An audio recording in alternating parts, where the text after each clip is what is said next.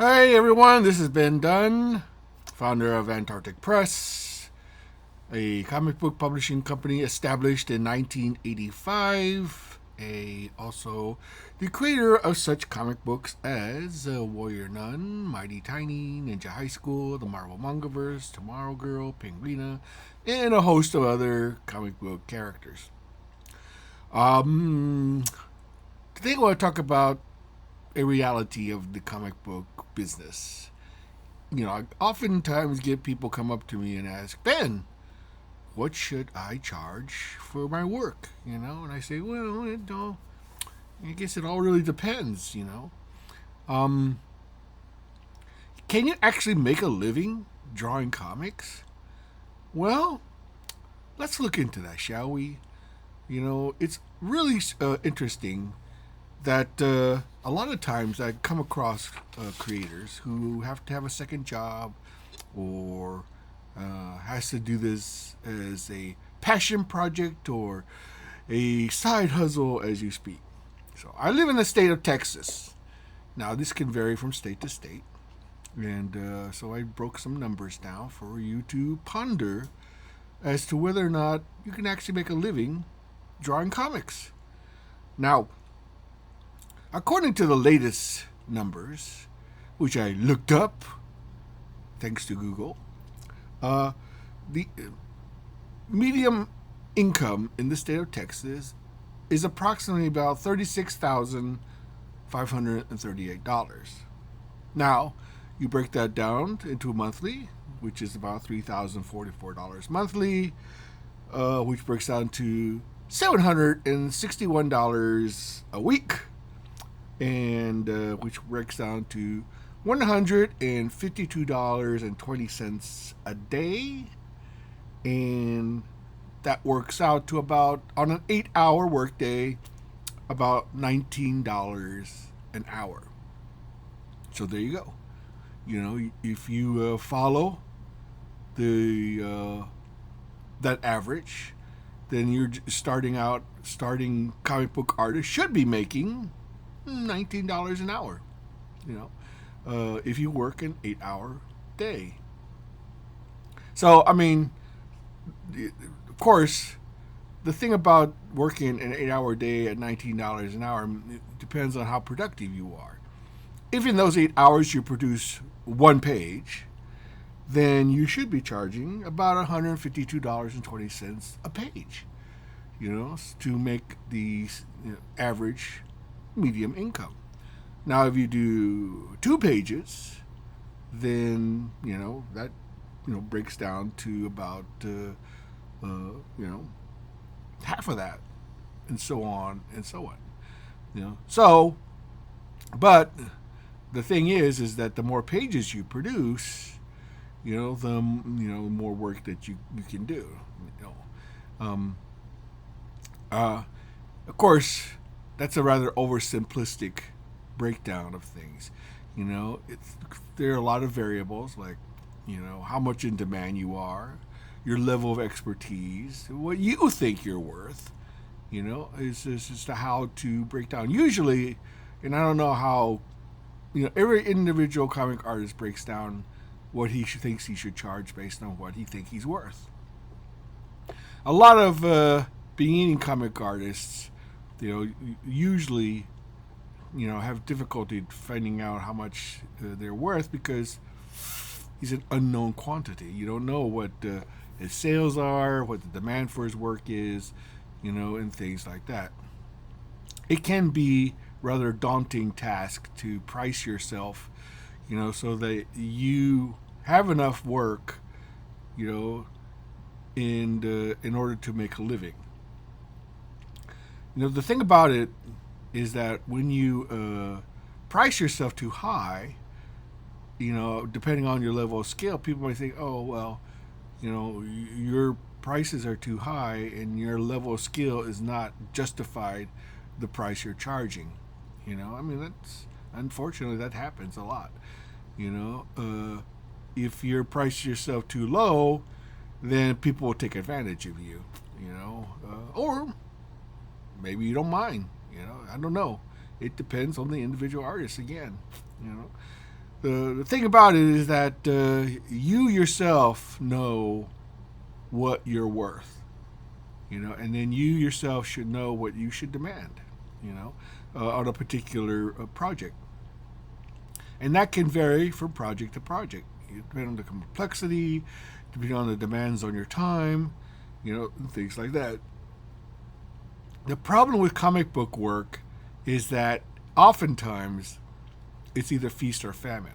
If you're work for hire, see, the thing is, there are only two ways, really, to make a living in comic books. Either you get hired by somebody to do work, or you do the work yourself and you command every aspect of it and you reap the benefits of that work.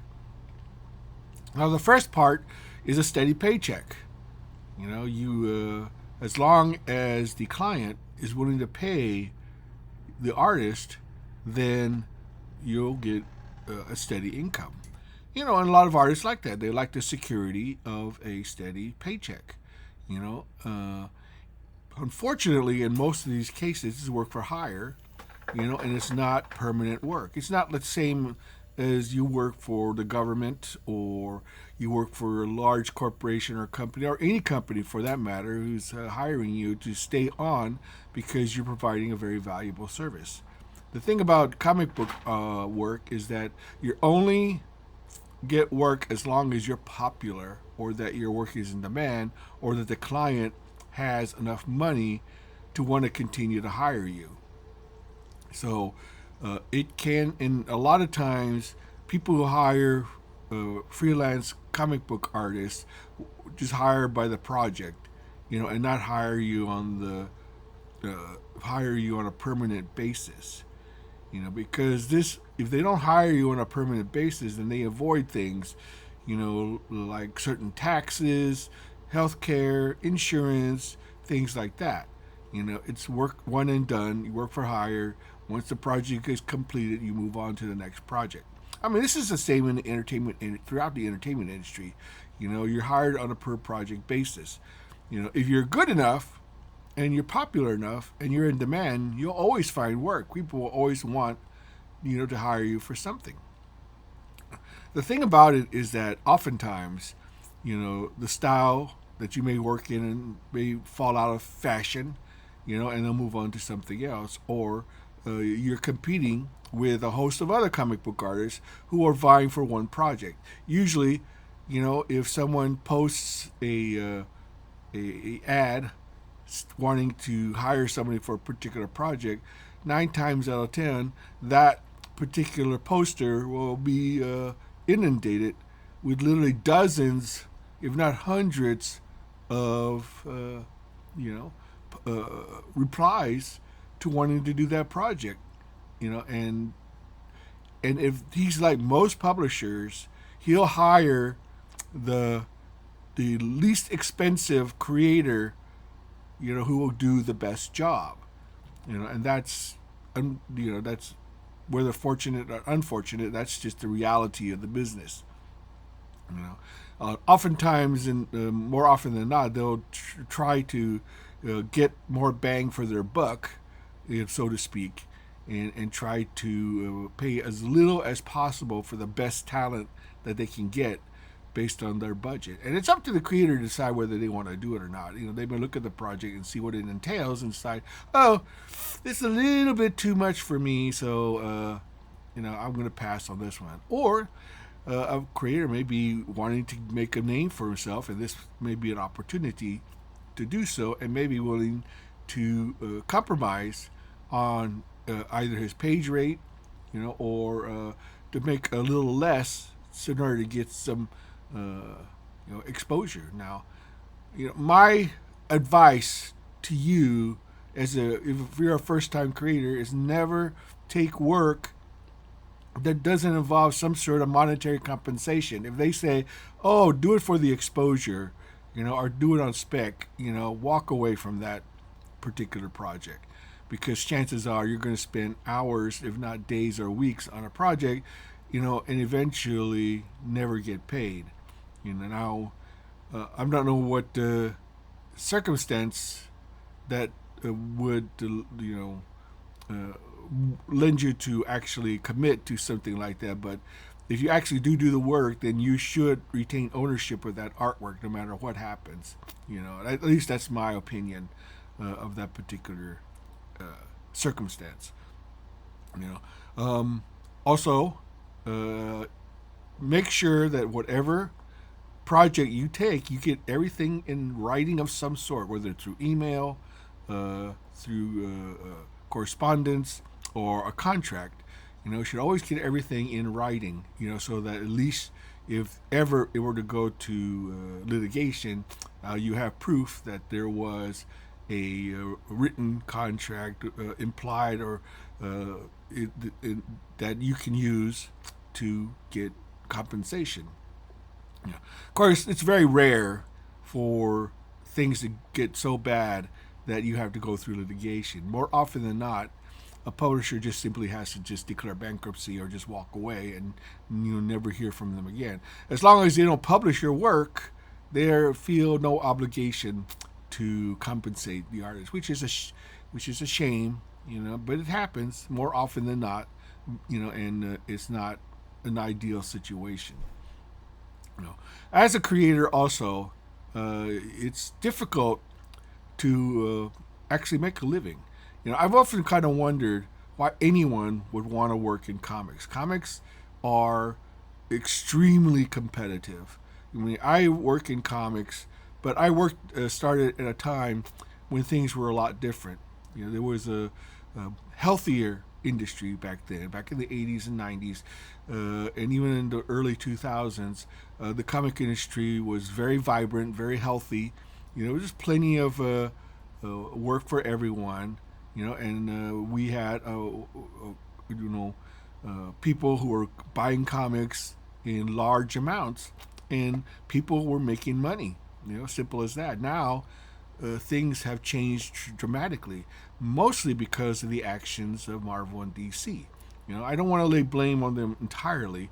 I have to unfortunately say that a lot of this was brought on also by the distributors and comic book store owners who did not see a need to expand their offerings in order to attract outside readers who aren't into Marvel and DC, and in the rather unfortunate decision to go exclusive with the distributors, which I thought was very detrimental to the industry, which I still maintain even to this day. However, what I want and what is happening are two different things. Sometimes you just have to accept the reality of it all and try to move on, and hopefully things will change for the better. Unfortunately, I don't see that happening. Once Marvel and DC were bought out by huge corporations with different varying interests, other than simply publishing comics, then it may mean that their agenda may be altered, so as no longer make that the focus of their business. When Marvel and DC were just simply Marvel and DC, and they were really comic book publishers, they had to compete. They had to make product that people would want to buy. And that's the thing, is that they only hired people who they thought could produce the best product possible to attract the widest audience possible. And I seem that they no longer figure that's the impetus for them to continue to stay in business. And because they feel like as long as their huge corporate owners can continue to pump money into their publishing venture, then they can pretty much do whatever they want. However, circumstances recently, have changed. The lockdown definitely has changed the business landscape for the most part. I think that whether you agree with it or not, the fact of the matter is that there was huge consequences for those actions. And now we are starting to see the consequence of those actions in play, and now things are starting to unravel for the most. Also, unfortunately, the political climate has changed as well. With all these movements, such as the so-called woke movement, and I don't want to use the definition, but that's what they're calling it these days. the George Floyd thing, the election of Donald Trump, the shift to the far left as far as that is concerned, the ongoing political unrest, in the Middle East, the economic downturn that we're experiencing, things like that, all play into the affect the comic industry. Believe it or not, it does affect how things are going because uh, we are not immune to things that are surrounding us and that are happening to us, and we have to adjust our circumstances so that we can continue to survive and thrive in a world that may not look at comics as of importance. I believe that comics can make a big difference.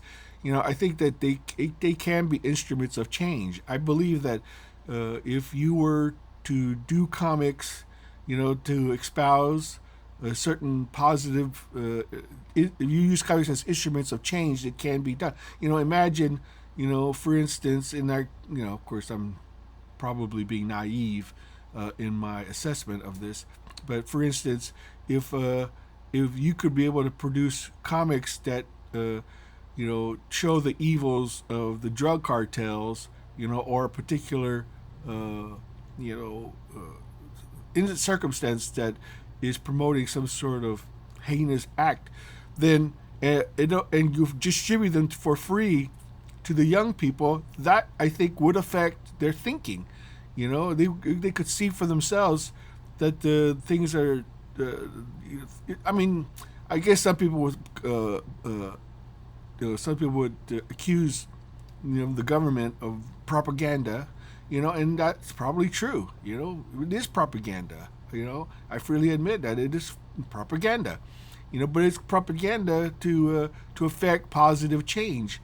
And there's nothing in my mind wrong with trying to promote positive change. There's or some change because the thing is, other than not everyone has a TV, not everyone has a phone. But printing comics on a large scale, is very, very inexpensive, and if you distribute them everywhere, then people can read it, share it. Especially young people, especially if it's attractive, and it creates a positive message. Whether or not it's effective, I don't know, but I know that it happened in this country. There was a lot of propaganda comics that came out that were very anti-communist. Whether or not they were effective, it remains to be seen. Because it certainly didn't seem to, do much. But we live in a first world country where we can make our own decisions and decide what we want. I'm talking about countries that have maybe the literacy rate is not very good, and of course that would be detrimental to distribution of comics. If the literacy rate is not very good. So, I'm not saying that's the panacea, but I'm just saying that it might be an instrument of positive change. That, or at least a part of it. However, back to trying to make a living in comics. Yes, it is difficult. In fact, I would probably say a majority of comic creators are living day to day, barely making ends meet. They're not making a living drawing comics. Let's face it. The only way that a lot of creators are making comics is through crowdfunding. They decided to strike it out on their own and let the market decide whether they want to support that particular endeavor that creator is trying to, to share with the rest of the world, basically. They all are banking on the fact that their creation will resonate with enough people, and enough people will support that particular creation so that that particular creator can actually make a living. Because, comic creators are people. They're made by people, and people have to pay the bills. They have to support themselves. They have to make enough to continue whatever endeavor they've chose to embark on. And that unfortunately can be very difficult, especially for a first-time creator. I'm very fortunate that I started my career very early in my life. It was the 1980s. Things were a lot different, as I said. The comic industry was a lot different. It could support a plethora of new creators because the comic book stores owners were there was a lot more of them. First of all. Second of all, there was a lot more distributors, and third of all, they were more willing to try new things in order to expand uh, the readership. Now it's come to the point where people just don't care about superhero comics anymore. And what happens when all you're doing are superhero comics that no one cares about? Then the readership drops off. Why do I often wonder why comic book store owners, they had every opportunity to make manga part of their repertoire. But they didn't choose to do so. They carried comics, manga. Some of them did, and I'm not sure whether or not that was successful for that particular. But they know, their audience pretty well. And if they had made manga available early, they may have gotten a reputation that this is where you should get manga. But unfortunately, it took a I don't know when manga started to become very popular. I don't know the exact date and time that suddenly manga became this thing. It's to me it's hard to pinpoint. I would think that manga really started to take off right after the lockdown. I noticed that after the lockdown, manga started taking off, and also when Marvel and DC started to abandon their traditional role of telling really great superhero stories, that people started to find alternative means of entertainment because the product that both Marvel and DC were producing were no longer satisfying their want as far as entertainment is concerned. So, but like I said, it's you know rather difficult to pinpoint where you yourself as a creator can justify your wanting to get into the comic industry. I'm not trying to discourage people from working in the comic industry. I'd love as many creators as possible to enter the industry because creators are amazing people. They their minds are fertile with all sorts of different ideas. And I love the fact that they're able to come up with something wholesale out of their minds, put it on paper and share it with the world. That's something unique about that, something very special about that. The problem is whether or not you can make money off of it, whether you can turn it into a full-time living. For the most part, and I would say a majority of creators out there, they have to do a second job, or they have to have a real job that actually pays them on a regular basis in order to maintain their dream, so that someday they can make enough to justify the expense and the time it takes to actually create.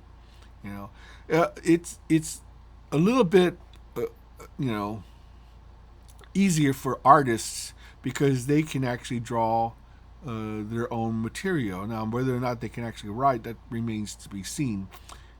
I used to write a lot of my own stuff when I was younger because the ideas came fast and furious. I was a much younger man. I had a lot of ideas. Nowadays, I hire writers because, first of all, writers, it's a lot easier for me. I can afford to hire writers should I decide to do so. I can still write, but I tell you what, for me personally, writing is almost as much of a chore as drawing is. And I prefer to spend my time drawing than writing.